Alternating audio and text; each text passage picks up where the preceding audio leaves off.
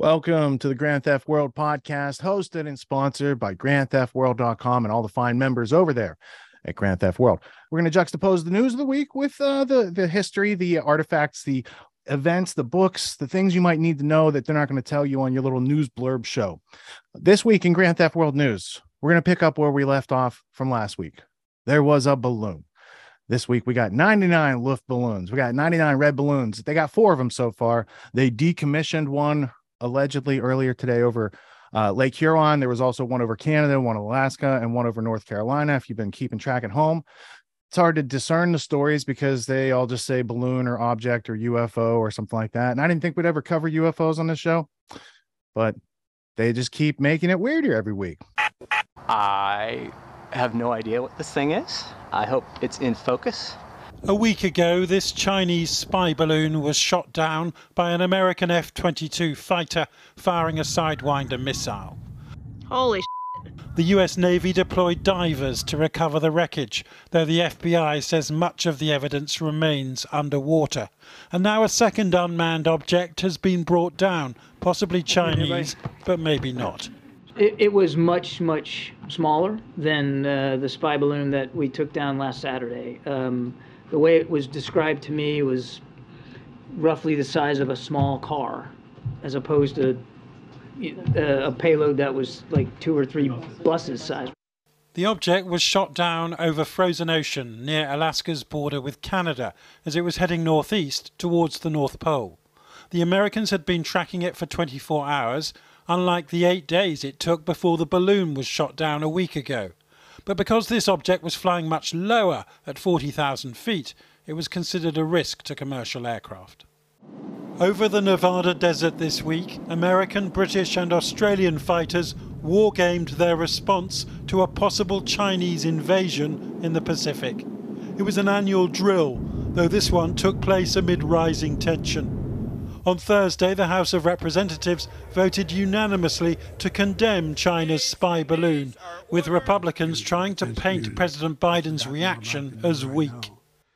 This thing was gigantic. What happened if it came down and hit a school in the rural area? What happened if it came down?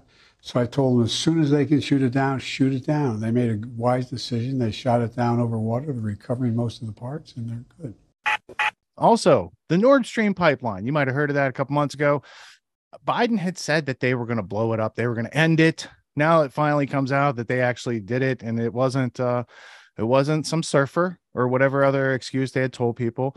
So that's an act of war, probably just like those balloons floating over, mapping out and collecting the SIGINT on our nuclear outposts here in America. So there's a lot of things going on geopolitically. It helps to know the history and the context behind these events.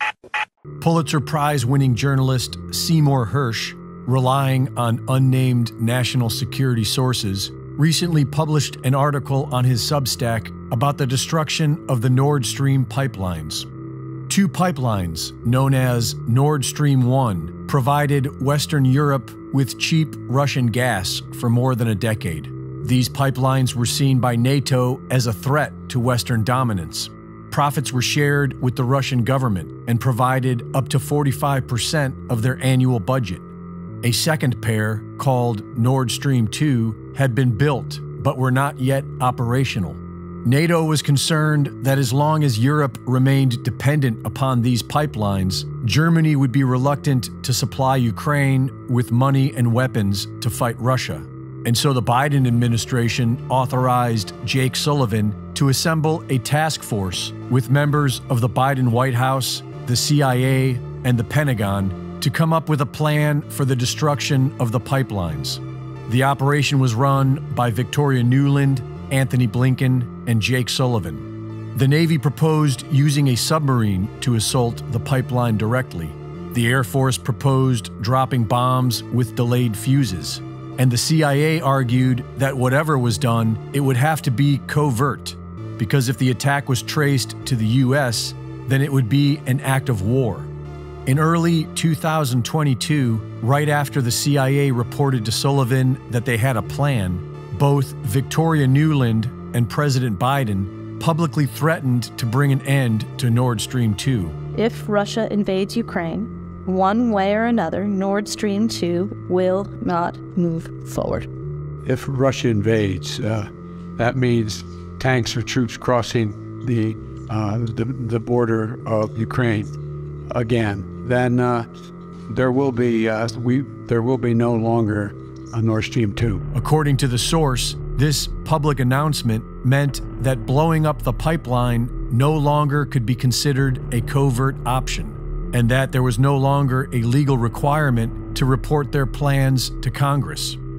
The Americans partnered with Norway, who had their own motivations for the destruction of the Nord Stream pipelines, which would allow them to sell more of their own natural gas to Europe. In March of 2022, members of the team flew to Norway to meet with the Norwegian Secret Service. The Norwegian Navy decided on a spot in the shallow waters of the Baltic Sea, a few miles off Denmark's Bornholm Island, where the divers, operating from a Norwegian Alta-class mine hunter, would plant C4 charges with concrete protective covers on the 4 pipelines. Divers were chosen from the U.S. Navy's Diving and Salvage Center in Panama City, which specializes in training deepwater divers to use C4 explosives because they were Navy only and not members of America's Special Operations Command, whose covert operations would need to be reported to Congress. The mission was secretly embedded into an annual training exercise already scheduled for June of 2022, known as Baltic Operations 22, or BaltOps 22, wherein the Panama City divers would place C4 explosives with a 48-hour timer attached. But the White House then worried that triggering the explosion within 2 days of the well-publicized training exercise would make it obvious that America was responsible. And so it was decided that the C4 would be triggered by a sonar buoy, later dropped by plane. The buoy would emit a sequence of unique low-frequency tonal sounds to trigger the explosives. On September 26, 2022, a Norwegian Navy P-8 surveillance plane dropped the sonar buoy. The signal spread underwater, and a few hours later, the high-powered explosives were triggered and 3 of the 4 pipelines were put out of commission. According to Hirsch's national security sources, it was a beautiful cover story. It was a covert operation that placed experts in the field and equipment that operated on a covert signal. The only flaw was the decision to do it. Also, James O'Keefe. There's a coup going on over at Project Veritas.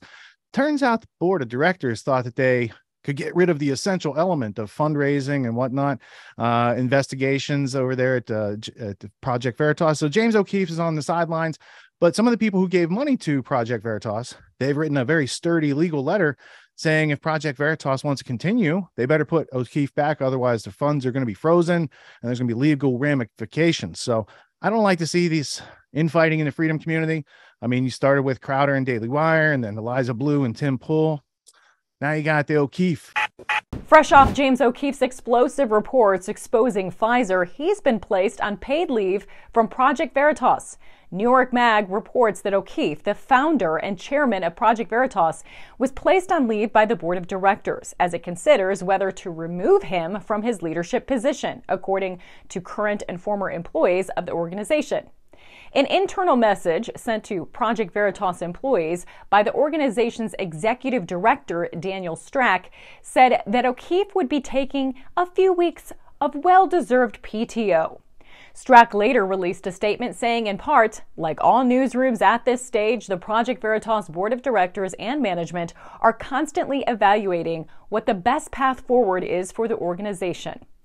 Gateway Pundit reports a meeting of the Project Veritas board is scheduled for Friday, when O'Keefe's potential removal is set to be discussed, according to one source familiar with the matter.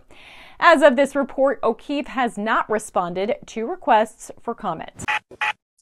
Have you ever seen what a broken vagina looks like? Well, we've got some clips from the Twitter hearings this week, and you'll not only see Yoel Yodel, you will see Vijaya Gotti in a very not friendly mood after being questioned by Lauren Boebert on the fact that she's not a doctor, and she made legal ramifications precipitated down on people that had medical effects, and not being a doctor is a big deal when you're banning the doctors from Stanford and Harvard and Oxford during a time that's a pandemic. Thank you, Mr. Chairman. The Twitter files were not just about Hunter Biden's laptop. Twitter files make it apparent Twitter worked overtime to suppress accurate COVID information. Dr. Jay Bhattacharya is a professor of medicine at Stanford who once tweeted an article he wrote about natural immunity. Thanks to Elon Musk's release of the Twitter files, we learned some of his tweets were tagged with the label of Trends Blacklist. Apparently, the views of a Stanford doctor are disinformation to you people. I, along with many Americans, have long-term effects from COVID. Not only was I a long hauler, but I have effects from the vaccine. It wasn't the first shot, but it was the second shot that I now developed asthma that has never gone away since I had the second shot. I have tremors in my left hand, and I have the occasional heart pain that no doctor can explain, and I've had a battery of tests. I find it extremely alarming Twitter's unfettered censorship spread into medical fields and affected millions of Americans by suppressing expert opinions from doctors and censoring those who disagree with the CDC. I have great regrets about getting the shot because of the health issues that I now have that I don't think are ever going to go away. And I know that I'm not the only American who has those kinds of concerns. Another example of what Twitter has done to censor folks is from Dr. Martin Koldorf, a Harvard-educated epidemiologist who once tweeted, "COVID vaccines are important for high-risk people and their caretakers. Those with prior natural infection do not need it, nor children." The Twitter files reveal this tweet was deemed false information because it ran contrary to the CDC. So my first question this morning of Ms. Gaddy, may I ask of you, where did you go to medical school? I did not go to medical school. I'm sorry? I did not go to medical school. That's what I thought. Why do you think you or anyone else at Twitter had the medical expertise to censor a doctor's expert opinion?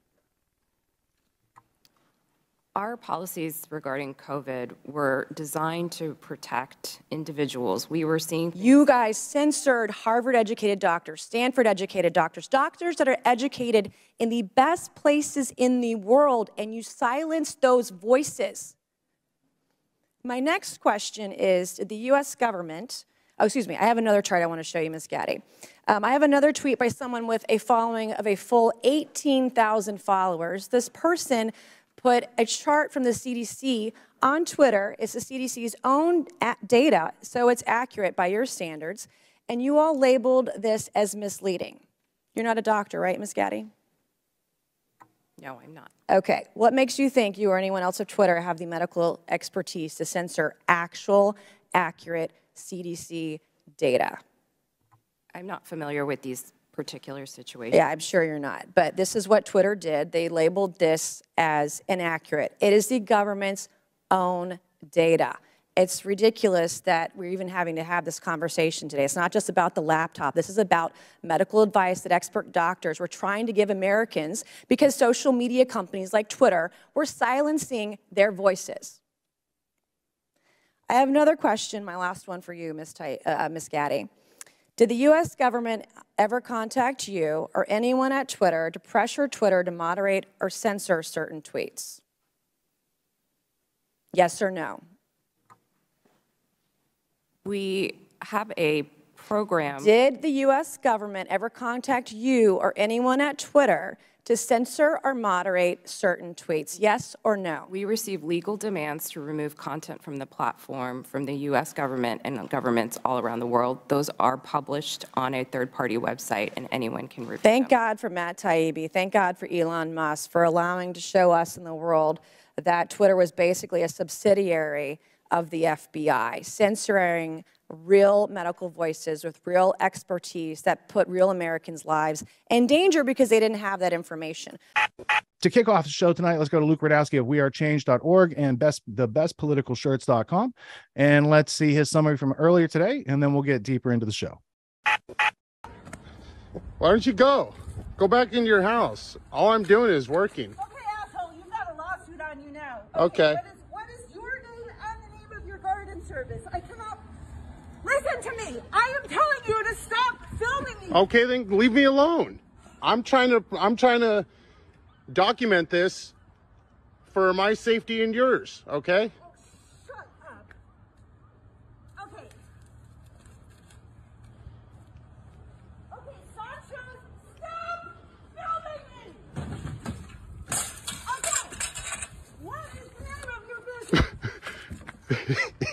Sancho's Garden Service. Would you like my phone number? Can I have your phone number and your name too?